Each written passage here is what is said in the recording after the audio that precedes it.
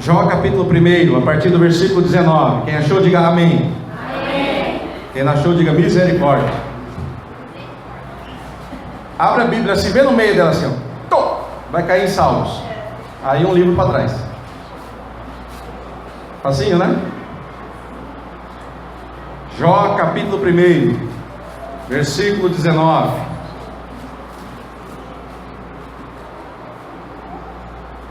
Eu espero.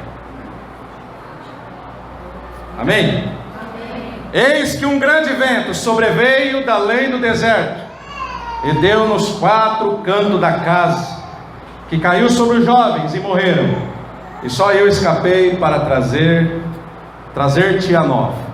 Amém? Os irmãos podem se assentar.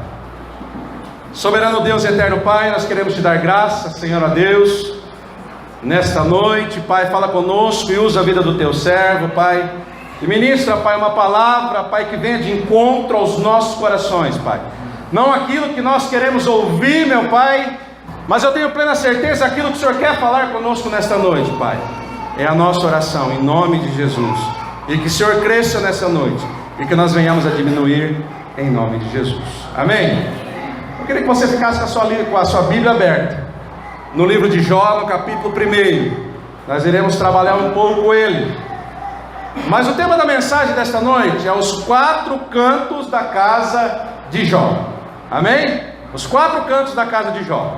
Nós iremos trabalhar cada um deles aqui, fazendo uma analogia, para que nós possamos trazer para o nosso dia e aprendermos um pouco mais. Amém? Mas o livro de Jó, no seu capítulo 1, no versículo 1, ele diz que havia um homem na terra de Uz, amém? Cujo nome era Jó. Este era um homem íntegro, reto e temente a Deus, e se desviava de todo mal. Mas é interessante, amados, que além de todas essas qualidades, Jó também ele era um pai de família e de uma grande família. Ele tinha 7 filhos e 3 filhas, muito gado, ovelhas, camelos, bois, jumentos. Era um homem extremamente rico, era o homem mais rico do Oriente. Essa era a vida de Jó. Mas diante de tudo isso, o que me impressiona ainda mais nesse homem, que além dele ter todas essas riquezas, ele levava uma vida santa, uma vida reta aos olhos de Deus. Jó era uma pessoa extremamente, trazendo para os dias de hoje, uma pessoa extremamente crente e fiel ao Senhor. Tanto era essa fidelidade, e era um homem santo, e a sua santidade com Deus era tanta, que ele mesmo antes dos filhos dele pecar, ele já sacrificava pela vida de cada um dos seus filhos. É o que está aí no versículo 5, diz aí, ó: sucedia, pois, que, decorrido o turno de dias de seus banquetes, enviava Jó e os santificava. Santificava quem? Os filhos. E se levantava de madrugada e oferecia holocausto, segundo o número de todos eles. Porque dizia Jó: porventura pecaram meus filhos e amaldiçoaram a Deus no seu coração. Assim fazia Jó continuamente. Jó orava pelas madrugadas e sacrificava pela vida dos seus filhos. E eu quero nesta noite fazer um pequeno contraponto nesse versículo e dizer para mim e para você nessa noite: você tem orado pelos seus filhos? Você tem acordado de madrugada para orar pelos seus filhos? Para orar pelo teu esposo, para orar pela tua esposa, para orar pelo teu pai, para orar pela tua mãe, para orar pela tua família, para orar pelo teu emprego?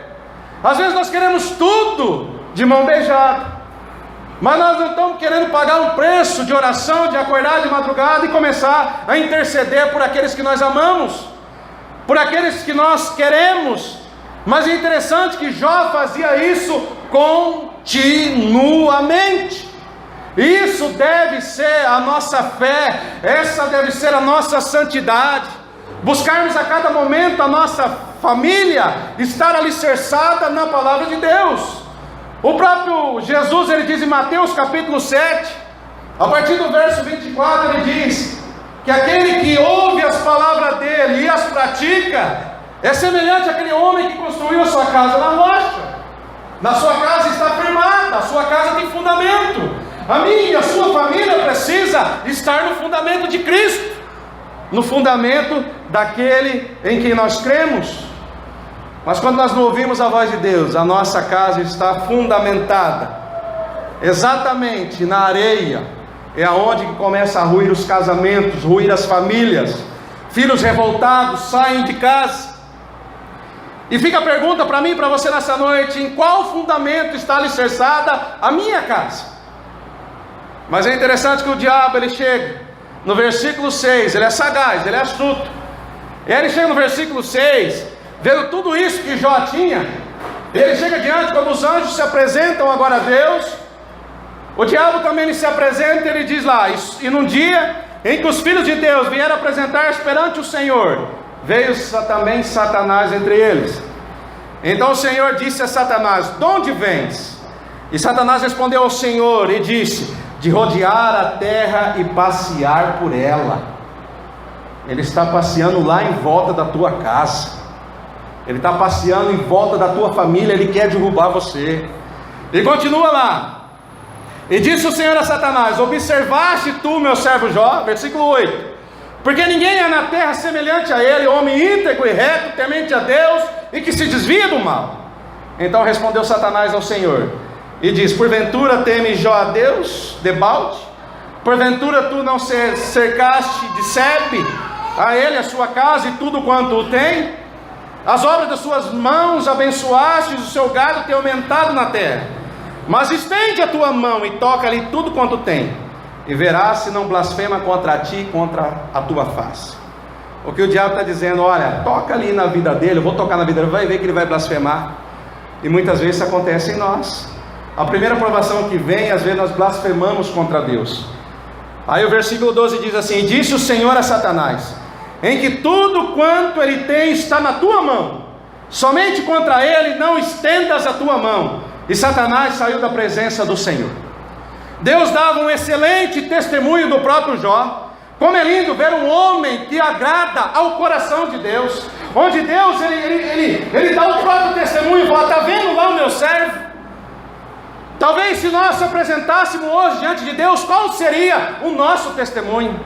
Quais seriam as qualidades que Deus exaltaria de cada um de nós que está aqui nesta noite? Qual tem sido o nosso testemunho, a nossa adoração? Nós temos tocado o coração de Deus a ponto de Deus testemunhar da nossa fidelidade? Será que nós temos feito isso? Mas é interessante que Satanás ele é sagaz, ele é astuto. Ele se apresenta diante do Senhor e fala que aqueles elogios citados por Deus era nada mais a menos do que tudo aquilo que Deus tinha abençoado a vida de Jó. E às vezes, amados, o diabo vem nos acusar perante o nosso Deus. Às vezes Deus quer nos abençoar financeiramente. Aí o diabo olha para Deus e fala assim: aquele homem ali que você está querendo abençoar não é um homem que oferta na igreja, não é um homem que dizima na igreja, não é um homem que trata bem a família dele. Como você quer abençoar esse homem, Deus? Você está voltando contra a sua própria palavra? E é isso que acontece. Mas Deus permite que Satanás toque agora nas coisas de Jó. Olha o que diz aí o versículo 12: e disse o Senhor a Satanás: eis que em tudo quanto ele tem está na tua mão, somente contra ele não estenda a tua mão. E Satanás sai agora da presença do Senhor. E aqui nesse versículo, amado, tem uma grande máxima: não importa o que você esteja passando, Satanás ele tem um limite até onde ele pode tocar na tua vida, até onde ele pode tocar nas tuas coisas. Apesar de ter havido a permissão de Deus de tocar em todas as coisas que Jó tinha, mas Deus coloca um limite para ele: olha, você não vai e não passa além daquilo que eu estou te falando. Satanás ele obedece a ordem que Deus fala. Não importa o que você está passando hoje, Deus conhece tudo aquilo que você está passando, todas as provações e tribulações que você está passando, todo momento de angústia. Existe um prazo, um tempo estipulado por Deus, existe um limite que o diabo não pode passar além desse limite. E eu queria fazer nessa noite, trazendo para os textos, é claro que o texto é bem claro, que esta casa que o vento bate os quatro cantos, que é o versículo 19, não é a casa de Jó, é a casa do seu irmão mais velho, é onde todos os seus filhos estavam estavam lá, e o vento bate nos 4 cantos da casa, e arrebenta com a casa, e os 10 filhos de Jó morrem. Mas eu queria fazer nessa noite uma analogia, trazendo agora para a vida de Jó. A casa foi derrubada e matou os seus 10 filhos. E fazendo uma analogia agora, tanto da vida dos 4 cantos da casa de Jó, com a nossa vida e com a vida do próprio Jó. Fica uma pergunta que nós teremos que responder nessa noite: a casa de Jó caiu? Será que realmente a casa dele caiu? Será que os ventos bateram nos 4 cantos? E eu queria elencar cada um dos cantos dessa noite, fazendo uma analogia ao texto. O primeiro canto que eu quero falar, que é a primeira coluna que estava na casa de Jó. A primeira coisa que é tocado lá, a primeira coluna é a vida financeira de Jó. Olha aí o que diz o versículo 14. Fique com a Bíblia aberta nesse capítulo 1. Versículo 14 diz assim: que veio o mensageiro a Jó e disse: os bois lavravam e as jumentas pastavam junto a eles, e deram sobre eles os sabeus e os tomavam, e aos servos feriram ao fio da espada, e só eu escapei para trazer-te a nova. Estando ainda falando, veio outro e disse: fogo de Deus caiu do céu e queimou as ovelhas e os servos e os consumiu, e só eu escapei para te trazer esta nova. Estando ainda ele falando, veio outro e disse, ordenando os caldeus 3 tropas, deram sobre os camelos e os tomaram, e os servos feriram a fio da espada, e só eu escapei para trazer-te esta nova. Jó, no piscar de olhos, que era um homem riquíssimo, ele agora tem a tua vida financeira totalmente falida. Todos aqueles bois e jumentas, tudo que ele tinha, ovelhas, tudo agora é destruído. Parece que um furacão passa agora na vida daquele homem. Acabou os seus bens materiais. E às vezes nós passamos momentos de dificuldades financeiras na nossa vida, e achamos que a vida acabou para nós. Achamos que a vida nossa não tem mais solução. Ah, pastor, eu estou passando um momento de dificuldade. Olha, parece que Deus se esqueceu de mim. Agora volta para o texto e vê o que acontece com a vida de Jó. Ele perdeu tudo que ele tinha. Ele perde tudo, não sobra mais nada. O problema hoje é que nós somos ligados à riqueza, aos bens materiais. Nós se apegamos a este mundo. Talvez se eu perguntar aqui nessa noite se tem alguém que tem medo de morrer, talvez 80% fale assim: não, eu tenho medo de morrer. Quer morrer não. Você sabe por que muitas pessoas têm medo de morrer? Porque estão apegadas a esse mundo. A Bíblia diz que nós estamos no mundo, mas não pertencemos a esse mundo. Que nós temos um passaporte, nós somos cidadãos do céu. Nós não iremos morar eternamente nesta terra, iremos morar eternamente no céu. Mas para isso, eu preciso deixar esse desapego que eu tenho com as coisas materiais. Ah, pastor, eu não aceito não. Meu telefone é o melhor que tem, eu não quero coisa mediana não. Ah, saiu agora o iPhone 7, agora eu quero comprar o iPhone 7. Mas o seu é o 6, não tem problema, eu quero o 7.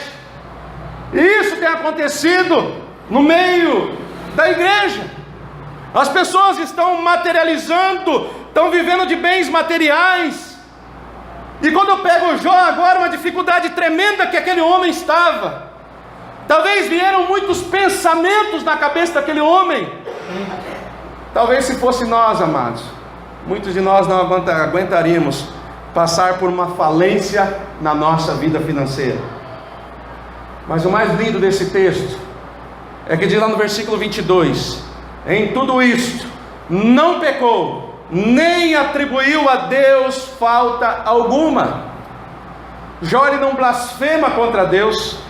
Devemos nesta noite parar de lamentarmos aquilo que nós estamos passando. Lamentarmos talvez de não termos nascido em berço de ouro, berço rico. Talvez lamentarmos daquilo que nós vivemos. Talvez trabalhamos de sol a sol, temos uma vida sofrida, uma vida regrada, uma vida de privações. Mas nessa noite é noite de erguermos e agradecermos a Deus por eu e você estarmos aqui nesta noite. Aleluia. Nós temos um irmão na igreja, o Lucas está internado lá no hospital regional. A vontade do Lucas era estar hoje aqui, mas por uma enfermidade ele está lá no hospital. Mas você veio para aqui, para esta noite, e talvez você saia, quando sair dessa porta, você vai, a primeira oportunidade você vai reclamar da vida, reclamar de Deus. Ah, Senhor, por que isso tem acontecido na minha vida? Nós temos que parar com isso, amados, e agradecer a Deus. Eu falava hoje na escola bíblica dominical, o problema maior nosso é que nós não agradecemos a Deus pelo dia que ele se iniciou hoje. Nós sequer agradecemos a Deus porque os nossos filhos acordaram também. Enquanto muitos não amanheceram hoje, muitos filhos sequer acordaram. E nós esquecemos de agradecer a Deus. Este primeiro vento, ele bate forte na casa de Jó. Ele abalou um pouco a estrutura da casa, mas ela não desmoronou, ela ainda permaneceu firme. O segundo canto que aquele vento bate é o canto da família. Olha o que diz aí o versículo 19. A primeira coluna foi a vida financeira, essa caiu. A segunda coluna agora é a família.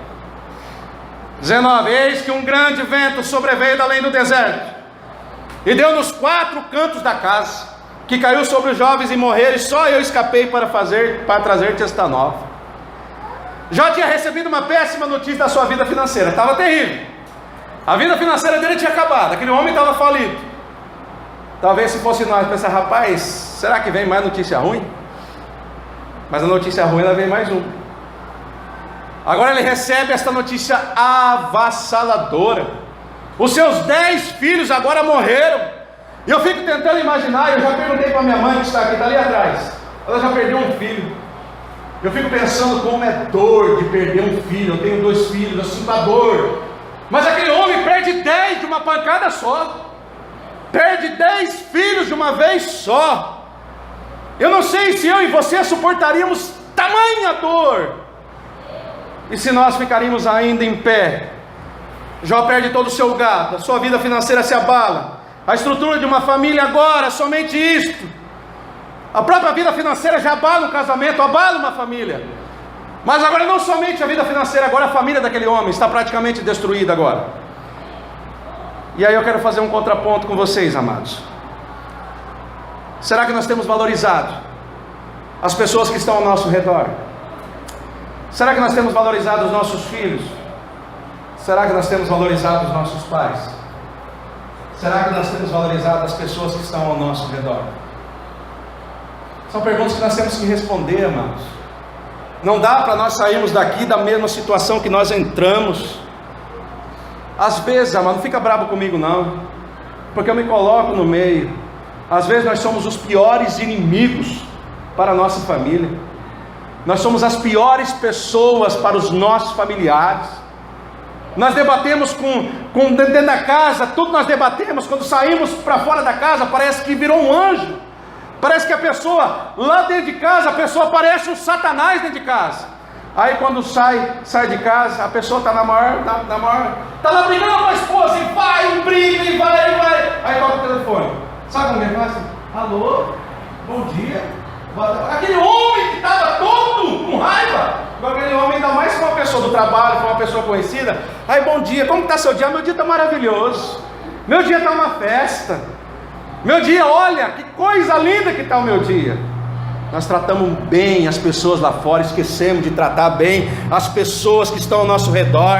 Nós perdemos grandes oportunidades na nossa vida de amar as pessoas, amar os nossos filhos. Talvez algumas pessoas, se tivessem uma segunda chance, uma segunda oportunidade, amariam a mais, perdoariam mais. Talvez demonstraria o seu amor, externaria mais os seus sentimentos para aqueles que amam a você, para aqueles que estão ao teu lado, caminhando dia a dia, sol a sol. Jó, ele perde quase tudo. Jó, ele teria 1000 motivos para virar as costas para Deus, até mesmo de acusar o próprio Deus, mas ele não faz isso. Quantas vezes eu vejo o crente virando as costas para Deus, porque na primeira provação, na primeira tribulação, parece que acabou a sua vida. É nessa hora, amados, que Jó, ele me arrebenta.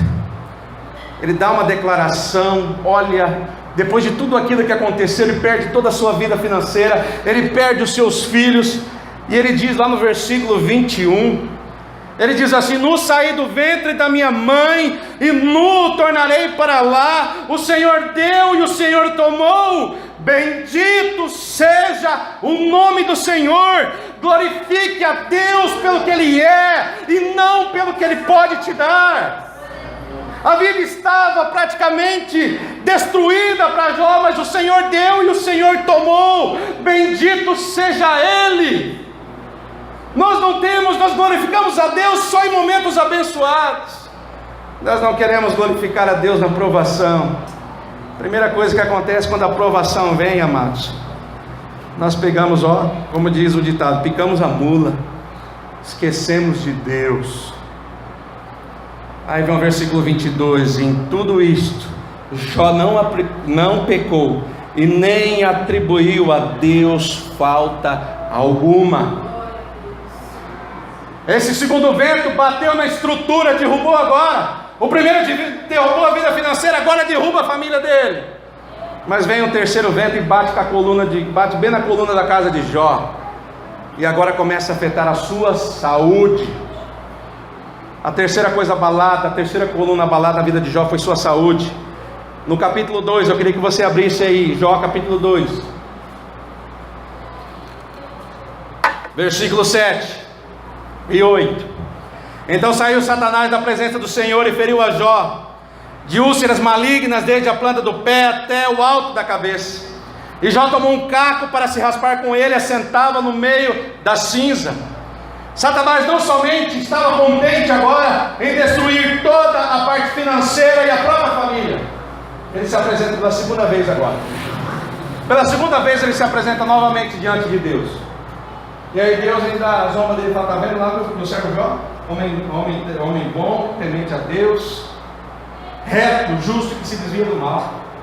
Aí Satanás não contente e fala assim: rapaz, mas o Senhor ainda continua abençoando a vida dele, ele permanece firme. Aí Deus dá uma ordem para ele, fala: você pode tocar agora nele, mas você não toca na vida dele. Deus permite novamente, mas que não tirasse a vida de Jó. Mais uma vez Deus impõe limite para ele. Satanás agora toca agora na saúde de Jó. Eu fico pensando que coisa terrível, a vida daquele homem já estava completamente destruída, não tinha mais posses, não, a sua vida financeira acabada, ele praticamente, a sua família destruída, e agora o homem está com a sua saúde destruída também. Aquele homem agora, a Bíblia diz que ele se coçava com cacos de telha. Já não bastasse tudo isso, que situação terrível daquele homem. E às vezes nós padecemos de algumas enfermidades e simplesmente achamos que o mundo vai acabar para nós. Talvez uma dor de cabeça é fácil, encarar talvez uma doença um pouquinho, nós não estamos preparados para isso. E quando vem a primeira enfermidade para nós simplesmente começamos a lamentar da vida e a murmurar e talvez até blasfemar contra Deus. Mas Jó não faz isso. Jó, mesmo diante de toda aquela situação, Jó ainda continua espiritualmente sóbrio. A sua esposa já estava o acusando. A sua esposa o acusa agora, fala assim: olha, amaldiçoa o teu Deus e morre. Aquela única mulher que talvez seria a esperança para ajudar Jó, ela chega para Jó e fala assim: olha, amaldiçoa o teu Deus e morre. Tem muitas pessoas que criticam a vida daquela mulher, mas vocês já pararam para pensar que o que Jó passou, ela passou também? Ela perdeu 10 filhos também. A situação daquela mulher que ela estava passando é uma situação terrível. Mas Jó, ele dá uma resposta, e ele está espiritualmente sóbrio. E ele diz para a mulher dele, porém ele lhes disse: cala-te, fala como uma doida falas tu, recebemos o bem de Deus e não receberíamos o mal. Em tudo isto não pecou Jó com seus lábios.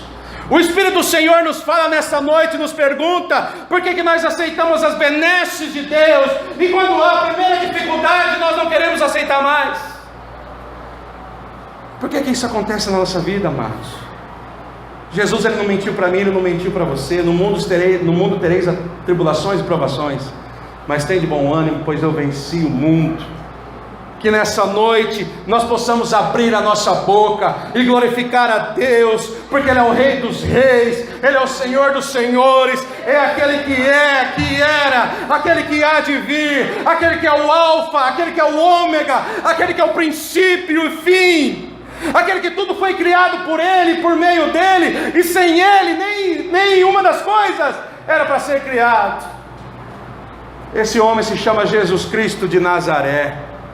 Se você ainda não entregou a sua vida literalmente para Jesus Cristo, essa é a noite de você entregar a sua vida. A vida do Senhor estava, a vida de Jó estava nas mãos do Senhor. Que a nossa vida esteja alicerçada. Este vento bateu no terceiro canto da casa de Jó, abalou quase toda a estrutura da casa, mas a casa não desmoronou. Você sabe por que não desmoronou a casa de Jó? Porque ainda tinha uma coluna. Havia um canto de quarto ainda na casa de Jó. E essa quarta coluna que o vento bateu chama-se Jesus Cristo de Nazaré. E diz lá em Jó capítulo 19, 25, Satanás já estava comemorando: olha, está acabada a vida desse homem. Olha esse homem, agora eu destruí toda a vida dele. Mas há um momento que Jó diz assim, lá em Jó capítulo 19, versículo 25: porque eu sei que o meu Redentor vive e que por fim se levantará sobre a terra. A quarta coluna da casa de Jó era o próprio Senhor que o sustentou. É aquele que nos sustenta a nossa caminhada cristã. É aquele que tem sustentado a você. É aquele que tem sustentado a mim, para que nós possamos ainda permanecer firmes. A quarta coluna é o próprio Senhor. Não desista, não pare. Suporte mais um pouco. Deus está vendo o teu sofrimento. Seja firme, assim como Jó permaneceu. Continua nos caminhos do Senhor. Vai ser difícil, mas nós conseguiremos. Se Jesus Cristo for a nossa quarta coluna, se a nossa vida estiver alicerçada nele. Quando você tem Jesus como coluna, como o próprio Senhor da sua vida, nada poderá abalar. Passarão mil coisas, talvez ventos impetuosos baterão na tua casa, mas ela não será abalada. Por Jesus Cristo está cuidando de você. Jesus Cristo está cuidando da minha vida. A quarta coluna, a casa de Jó, ela não caiu porque Jesus Cristo estava sustentando ela. Jesus Cristo sustenta a mim e a você com a tua mão direita. Ele nos sustenta. O apóstolo Pedro, quando está caminhando sobre as águas, a Bíblia diz que o momento ele começa agora a se afundar, e Jesus estende a mão direita para ele e tira ele de dentro das águas. Talvez nessa noite você chegou aqui afundando. Talvez nessa noite a tua fé, pelas circunstâncias da vida, está abalada. Talvez você já está afundando. Fala: pastor, a água já está batendo no pescoço. Olha, eu não acho mais outra saída. E Deus diz para você nessa noite, estendendo a sua mão: vem para cá, pega na minha mão. Eu quero levantar você. Deus quer levantar a sua vida nesta noite. Se você ainda não tem essa coluna na sua casa, clame ao Senhor para que Ele sustente ainda mais a sua vida, mesmo em momentos de dificuldade. Deus é o nosso Deus. Tem uma canção que diz: se Deus fizer, Ele é Deus. Se Ele não fizer, Ele continua sendo Deus. Se a porta abrir, Ele é Deus. Se a porta fechar, Ele continua sendo Deus. Sadraque, Mesaque e Abednego, quando estão lá diante da fornalha, e aí Nabucodonosor fala assim: olha, vocês vão ser jogados na fornalha, dobra o joelho. Fala: não vou dobrar o joelho não. Nós não vamos dobrar o joelho, mesmo que Deus, olha, Deus não nos tire da fornalha, Ele continua sendo Deus. Nós continuaremos adorando a Ele. E é interessante que Deus não livra eles da fornalha. Eles vão e entram na fornalha, mas Deus livra eles lá dentro. A irmã Janaína falou sobre Daniel na cova dos leões. Deus não impediu Daniel de ir para a cova dos leões, mas Deus livrou ele lá dentro da cova dos leões. Deus quer libertar você da onde você está. Deus quer salvar a tua vida onde você está. Diante de todos os problemas e circunstâncias da vida, Deus está estendendo a sua mão hoje. É somente você estender a mão e deixe Cristo governar a sua vida. Deixa Cristo mudar a tua história. Deixa Cristo governar a tua família, o teu casamento. Deixa Ele mudar a história da tua vida. Só assim você vai ter uma coluna forte e você vai aguentar todas as circunstâncias da vida. Já estou concluindo. Muitos ventos baterão na sua casa, esteja preparado. Muitos ventos baterão na minha casa também, mas eu preciso estar firme. A coluna de Cristo precisa estar firme na minha vida. Poderão vir ventos e mexer com a sua vida financeira. Esteja sempre preparado. Procure sempre fazer riqueza do céu, onde a traça e a ferrugem não consomem. Se Jesus perguntasse para você hoje: como está a sua conta bancária lá no céu? Você tem feito tesouros lá no céu? Ou sua conta bancária aqui na terra está lá no azul? Você está com muito dinheiro no banco, mas a tua conta lá no céu está vermelhinha. Está errado. Você tem que estar com a conta azul lá com muito dinheiro, lá com tesouro lá no céu, com almas transformadas através da tua vida, através da tua mensagem pregada, as pessoas se convertendo. Verdadeiramente você está fazendo um tesouro nos céus. Teremos com certeza muitos conflitos familiares, mas nós devemos ter sabedoria e tomar sempre as decisões corretas, guiadas pelo nosso Deus. Às vezes nós iremos passar por provações com a nossa saúde, mas esteja sempre firme, amados. Não importa o que vier, nós possamos enfrentar e vencer a circunstância da vida. Chame o Senhor para ser a coluna principal da sua casa. Ele deve sempre participar das suas decisões. Tudo que você for decidir, chame Cristo para participar das suas decisões. A nossa fé em Cristo Jesus, ela precisa ser a coluna que vai nos sustentar a nossa caminhada cristã. Nós teremos momentos difíceis. O bom de Cristo é que Ele não fala assim: olha, vocês só terão bênção, pare de sofrer. Ele não fala nada disso. O bom de Cristo é que Ele não mentiu para mim e não mentiu para você. Ele diz que nós teremos aflições, amém? Nós teremos provações, mas Ele diz lá em Mateus capítulo 28, 19 e 20: estarei convosco até a consumação dos séculos. Mesmo lá dentro da provação, dentro da tribulação, Deus está lá com você, apesar de você não estar vendo. Ah, mas pastor, eu já não aguento mais caminhar. Deus te carrega no colo, Ele vai te carregar, e você vai receber a sua vitória em nome de Jesus. Deus lhe recompensará pela tua perseverança. Deus não quer pessoas absolutamente perfeitas. Deus não quer pessoas perfeitas, nós não somos perfeitos. Mas o interessante é que Ele faz de nós pessoas imperfeitas, vasos de honra na sua mão. E Ele quer trabalhar na sua vida nesta noite. Ele quer mudar a história da tua vida.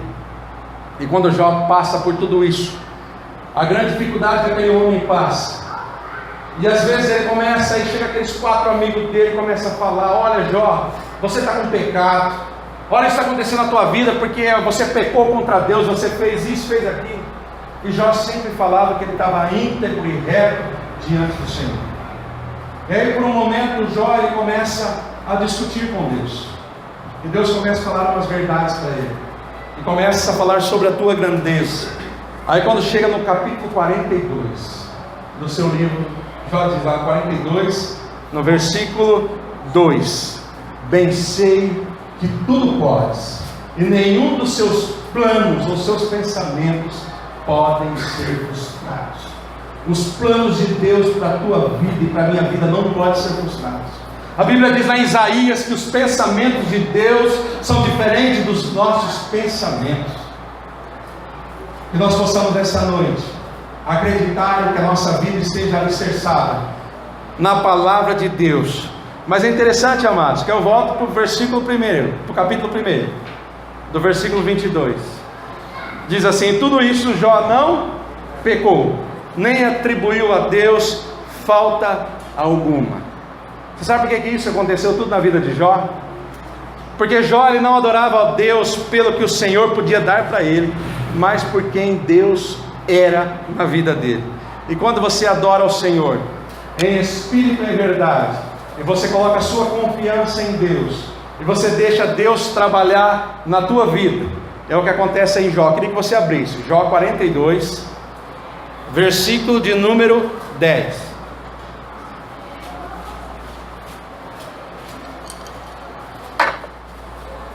Já estamos acabando. Jó capítulo 42, versículo 10. Aí Jó ele ora, ele entende o propósito de Deus na vida dele, ele louva a Deus, e ele ora pelos amigos dele. E no versículo 10 diz assim: o Senhor virou o cativeiro de Jó, quando orava pelos seus amigos, e o Senhor acrescentou em dobro a tudo quanto Jó possuía. Deus deu tudo em dobro, tudo aquilo que Jó possuía. Aí você fala para ele: pastor, o senhor está doido? Por que eu dobro? Deu mais 10 filhos? Ué, tinha que ter dado 20, não tinha? A conta é essa, não é? Mas Jó continua com 20 filhos. 10 filhos no céu e 10 filhos que Deus concedeu aqui na terra. Jó continua com seus 20 filhos. Que nós possamos nessa noite continuar confiando em Deus. E meu apelo para você nessa noite: não deixe que as intempéries da vida possam fazer a sua fé esmorecer. Não faça você recuar. Se você ainda não convidou a Jesus para ser coluna principal da sua vida e da sua família, faça isto nesta noite. Convide a Jesus para ser a coluna principal do teu casamento. Convide a Jesus para ser a coluna principal da tua família e do teu trabalho. E que o Senhor nessa noite, Ele continue ainda falando aos nossos corações. E que Deus continue trabalhando na nossa vida. E nós possamos ainda mais crer que o Senhor é poderoso para fazer infinitamente mais daquilo que nós pedimos ou pensamos. Que o Senhor continue falando conosco, em nome de Jesus. Fique de pé, nós iremos orar em nome de Jesus.